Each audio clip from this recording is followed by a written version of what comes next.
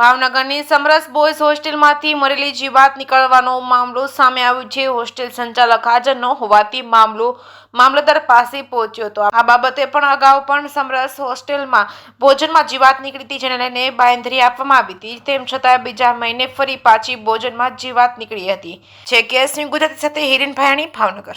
જોઈ રહ્યા છો તેમ પાછળ સમરસ હોસ્ટેલ છે, ત્યાં પહેલાં પણ અમે એકવાર રજૂઆત કરી હતી કે આપના ભોજનમાં જીવજંતુ આવે છે, અને ત્યારબાદ તે લોકોએ અમને બાંહેધરી આપી હતી કે હવે આ પ્રકારની ભૂલ નહીં થાય, પરંતુ આ બીજા મહિનામાં સતત બીજી વાર જીવજંતુ નીકળ્યા છે।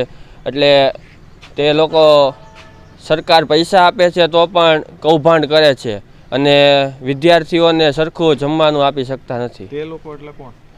આ સમાજ કલ્યાણ અધિકારીના જે લોકો છે તેના દ્વારા। અહીંયા જમવામાં શું નીકળ્યું હતું? જમવામાં વંદા, મકોડા જેવા જીવજંતુઓ નીકળે છે।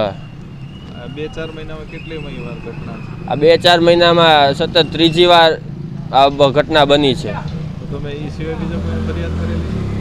આ સિવાય કાલે રાત્રે મામલતદાર આવ્યા હતા, તેઓએ કીધું છે કે 5 અમારા જે સંગઠનના છે એ લોકો અને 10 વિદ્યાર્થીઓ દ્વારા દર મહિને જે રેશન આવે તે તપાસીને યોગ્ય લાગે તો રાખવાનું, બાકી ઇનકાર કરી દેવાનો।